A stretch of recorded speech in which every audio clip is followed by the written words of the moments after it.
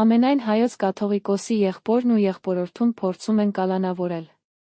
Այսօր քննչական մարմինը 68-ամյա Գորգ Ներսիսյանին որդուն, Համբարձում Ներիսյանին կալանավորման նպատակով դատարան տանելու համար ձերբակալելու որոշում է կայացրել։ Ներսիսյաններին մեղադրում են խուլիգանության քարոզչությանը խոչընդոտելու արարքներ կատարելու մեջ, հայտնել է փաստաբան Արա Զոհրաբյանն ու կից տեսանյութ ներկայացրել։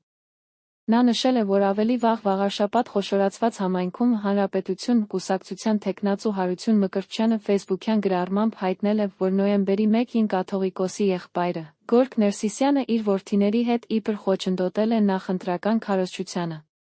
Դեպքը տեղի է ունեցել այսպես.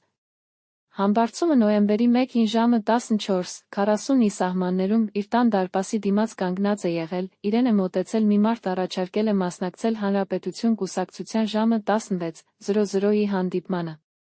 Համբարձումը հրաժարվել է, նշված մարդը փորձել է համոզել, խոսել են, այնուհետ մոտեցել է Համբարձումի հայրը Գորգ Ներսիսյանը, երեքով խոսել են խաղաղ բաժանվել, այս բոլորը տեսագրված է, նշված է գրառման մեջ։ Հիշեցնենք, տական ժամանակ է հայ իշխանությունը արշավ է սկսել եկեղեցու ու հատկապես կաթողիկոսի դեմ։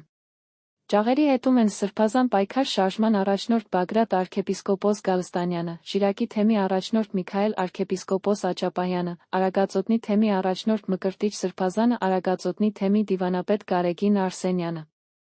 Հավելենք, որ վաղարշաբաթ Էջմիածին քաղաքը հարակից գյուղերը համայնքի ավագանու ընտրությունները տեղի կունենան նոյեմբերի 16-ին, ընտրություններում գրանցվել են 8 քաղաքական ուժեր, Հայրենիք կուսակցությունը, Հաղթանակ կուսակցությունների դաշինքը, Առաջ հայ հեղափոխական դաշնակցություն կուսակցություններ, Քաղաքացիական պայմանագիր, Ազատ դեմոկրատներ, Ժառանգություն, Հանրապետություն, Համահայկական ճակատ Մայր Հայաստան, Ազգային դեմոկրատական կուսակցությունները։